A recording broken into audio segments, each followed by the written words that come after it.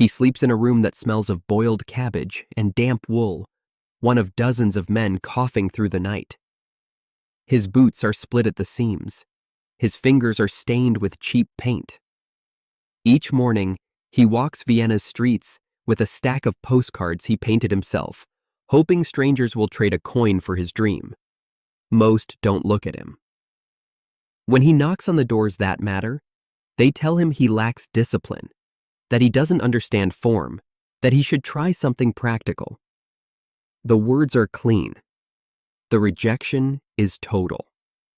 Years later, this same man's voice will fill stadiums.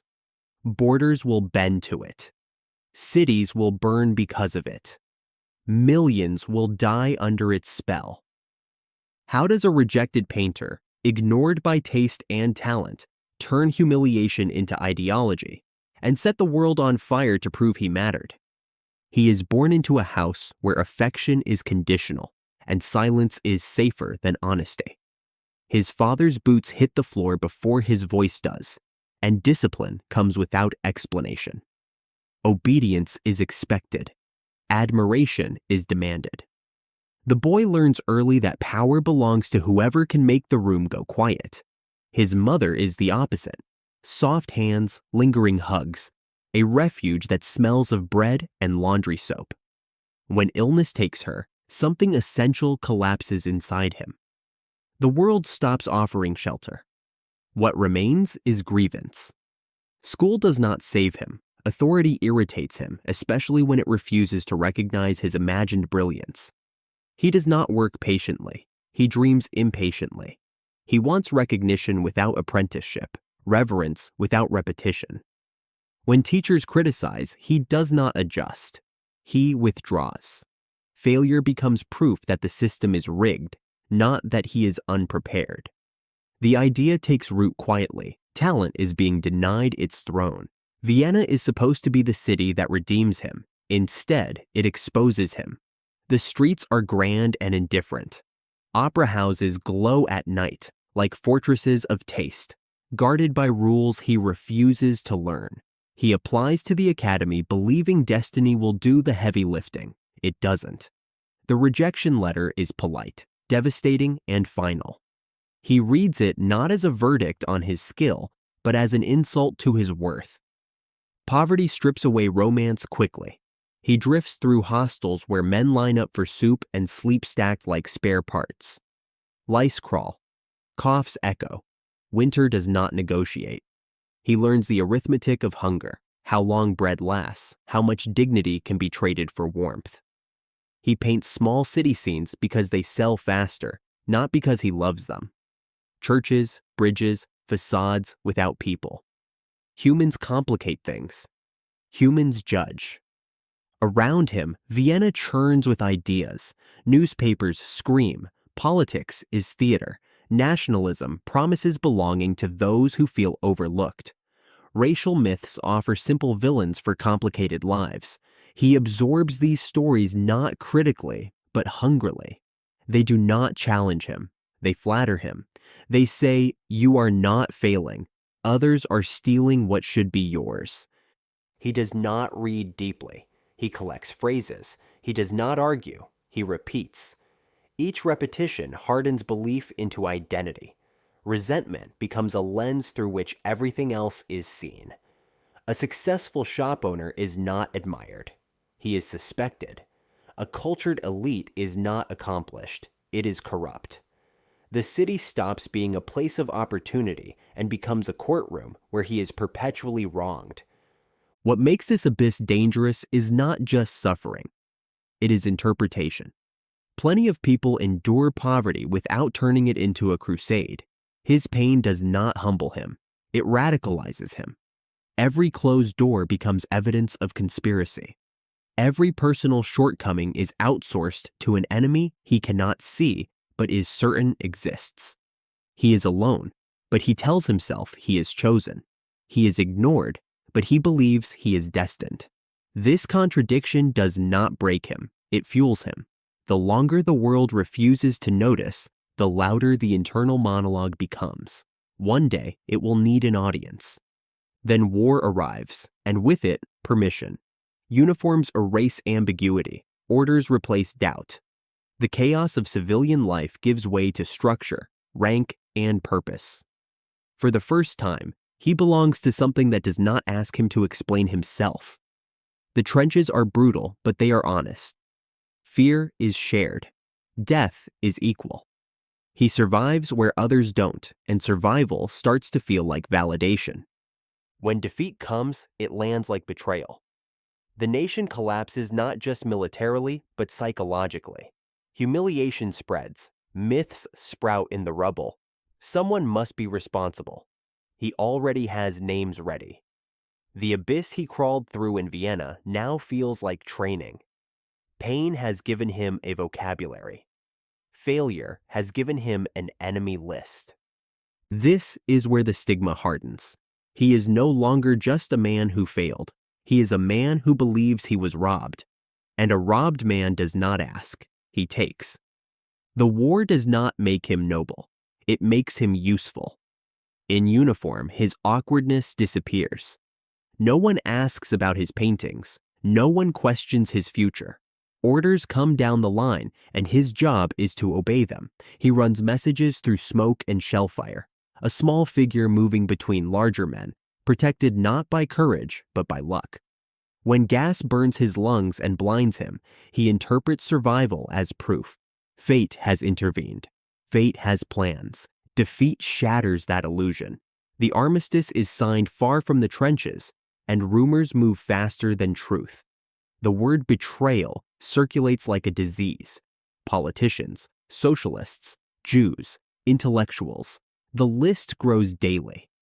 For a man already primed to believe his failures were engineered by others, this is oxygen. The nation's humiliation becomes personal vindication. His pain is no longer unique. It is national. That makes it righteous. In the chaos that follows, Germany is loud, hungry, and angry. Flags change. Money loses meaning. Veterans wander the streets looking for a war that is over and a purpose that vanished with it. He stays in the army because civilian life terrifies him. The army, desperate to understand the radical groups sprouting everywhere, sends him to observe meetings. He listens. He absorbs. He speaks. What surprises his superiors is not his intellect, but his intensity. He does not debate. He denounces. He does not analyze policy. He names enemies. When he speaks, his voice shakes, not with doubt, but with fury barely held together by conviction. Crowds respond to certainty, even when it is hollow, especially when it is hollow. This is where ideology completes its transformation. It stops being a set of ideas and becomes a weapon. Anti-Semitism offers him something he has never had before. A single, permanent explanation. No more ambiguity. No more self-examination. Every problem now has a face. Every setback has a culprit. The world simplifies. And in that simplicity, he finds relief. He joins a tiny political party because it feels malleable. Small enough to dominate. Fragile enough to reshape. He is not drawn by its platform. He is drawn by the stage. Meetings are held in beer halls thick with smoke and resentment. He learns quickly which words land. He sharpens them like blades. Repetition becomes rhythm. Rhythm becomes belief. Belief becomes loyalty. Failure is still everywhere, but now it is externalized. Inflation wipes out savings, and rage fills the vacuum. He stands at podiums pounding tables, promising rebirth, promising vengeance, promising dignity to men who feel stripped of it. He does not offer solutions. He offers belonging. He offers someone to hate together. The spark is not a single moment. It is a realization. He understands that people do not follow truth. They follow certainty. They follow emotion. They follow anyone who sounds like he knows exactly who ruined their lives. His speeches grow longer, darker, more theatrical. He studies his own effect obsessively. Pauses, shouts, silences. The performance becomes his true canvas. When the state finally notices him, it is too late. He is arrested not for his ideas, but for acting on them too soon. The failed coup ends in farce and blood, but prison does not break him. It concentrates him. He uses the trial as a stage. He uses the sentence as branding. He uses confinement to dictate his worldview to paper, convinced that history is merely waiting for him to finish writing instructions. Prison gives him something Vienna never did: attention. Journalists listen. Supporters write letters. The narrative hardens. He is no longer a marginal agitator, but a martyr to a cause. When he emerges, thinner and more disciplined, he believes patience is the missing ingredient. The spark has caught. Now it needs time to spread. He returns to a country still bleeding, still angry, still looking for someone to blame. This time, he is ready. He does not rush. He organizes. He studies power the way he once studied architecture, tracing load-bearing points, learning where pressure will cause collapse. Revenge no longer looks like violence alone. It looks like inevitability. He does not seize power with brilliance. He grinds for it. Day after day, speech after speech, city after city. His life becomes repetition. Train compartments, cheap hotels, smoke-filled halls. He studies crowds the way a predator studies herds, watching where attention drifts, where anger tightens. He learns when to slow his voice until a room leans forward, and when to explode so that fear snaps heads upright. This is not inspiration, it is calibration. He surrounds himself with men who mistake loyalty for strength. They are rewarded not for competence, but for obedience. Dissent is weakness. Doubt is betrayal. The movement becomes a machine that runs on resentment, and he is its loudest piston. Symbols are simplified. Flags become sacred. Songs replace arguments. Uniforms erase individuality. Belonging is sold as salvation. Behind the spectacle, the grind is administrative. Lists, membership rolls. Donations scraped together from believers who can barely afford bread. He obsesses over control, over messaging, over hierarchy, over who speaks and who stays silent. He understands something dangerous. People will surrender complexity if you promise them meaning. He gives them myths sturdy enough to stand on when reality feels unstable. Prison taught him patience. Failure taught him camouflage. This time, he wraps extremism in legality. Elections become tools, not principles. Democracy is tolerated only as a ladder. Every rule is respected just long enough to be bent. Every alliance is temporary. He flatters industrialists by promising order.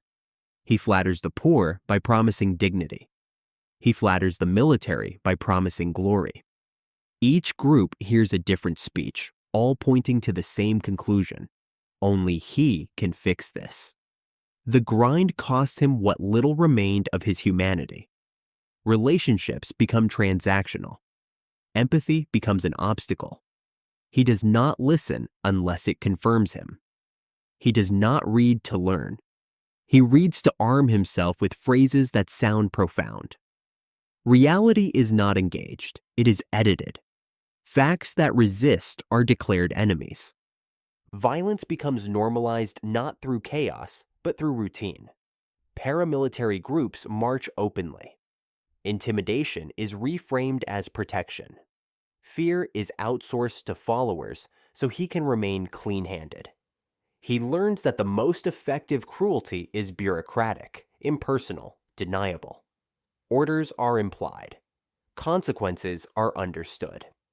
As his influence grows, so does his isolation. He trusts fewer people. He speaks more. The echo tightens. Applause becomes proof. Silence becomes threat. He confuses momentum with destiny. Each success convinces him that compromise is unnecessary, that restraint is cowardice. The grind does not polish him. It hollows him out. By the time the gates of power finally open, He no longer remembers why he wanted to enter, only that he deserves to. The movement he built reflects him perfectly. Rigid, theatrical, resentful, convinced of its own victimhood, even as it sharpens its knives. What began as a response to humiliation has become an engine that feeds on it. This is the most dangerous phase because it looks like order. Streets feel calmer. Jobs seem to return. Crowds cheer. Many people believe the nightmare is over. They mistake noise for stability. They mistake certainty for truth. And while they celebrate, the machine finishes assembling itself, waiting only for permission to run at full speed. Power does not arrive with a drum roll. It slips in through legal language, emergency decrees, signatures that look harmless on paper. Once inside, it expands fast. Opposition is labeled treason. Criticism becomes sabotage. Fear is no longer a tool used on the margins. It becomes policy. The state learns how to whisper threats so people police themselves. He promises renewal and delivers obedience. Factories hum, uniforms multiply, parades glow with torchlight. Many convince themselves that the price is reasonable. The trains run on time. The crowds cheer. Order feels like relief after chaos. But order built on exclusion always demands more exclusions. Each compromise makes the next one easier. War becomes inevitable because peace would require restraint, and restraint would expose the hollowness at the center. Expansion is framed as destiny. Aggression is sold as defense. When victories come easily, they confirm the myth. When resistance stiffens, cruelty escalates to compensate. Empires built on fantasy cannot tolerate reality for long. The machinery he set in motion outgrows him. Bureaucrats translate hatred into paperwork. Neighbors become informants. Killing is industrialized, anonymized, hidden behind euphemism and distance. The language of salvation mutates into the language of extermination.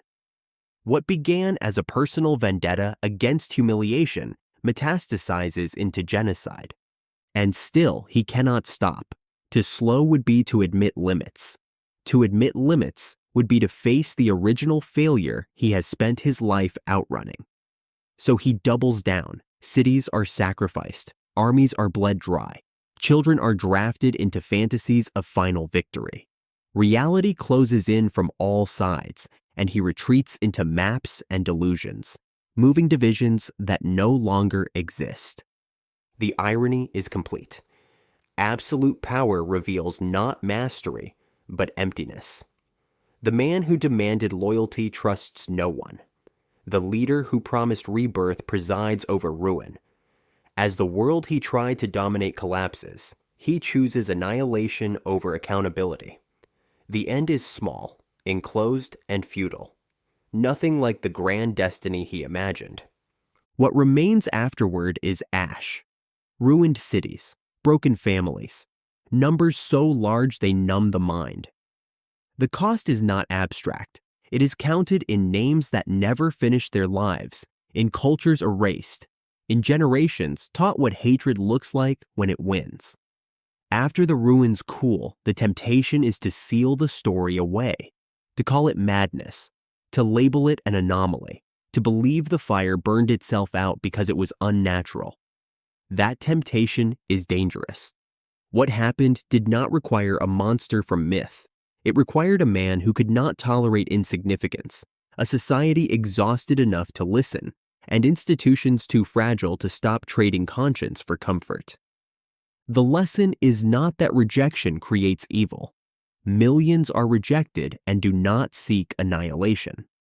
The lesson is what happens when grievance is rewarded, when humiliation is converted into identity, when certainty is allowed to outrun evidence. Hatred did not arrive screaming. It arrived speaking the language of restoration, order, and pride. It promised dignity to the wounded and asked in return for silence when neighbors disappeared. Charisma was mistaken for truth. Volume was mistaken for strength. Complexity was mocked as weakness. Each step felt small at the time. Each compromise felt temporary. By the time the pattern was visible, it was already normalized. The warning signs were there, but they were familiar. Anger during hard times, blame when solutions were slow, a longing for someone who sounded sure. What survives is not just memory, but responsibility. The responsibility to interrogate certainty, to distrust narratives that explain everything by naming a single enemy. To remember that power built on resentment must keep feeding on resentment or collapse. And when it collapses, it does not fall quietly. This story is not about an artist who failed. It is about what happens when failure refuses to learn, when pain demands applause, and when a society mistakes belonging for truth. The ash does not ask us to look away. It asks us to look closer and earlier next time.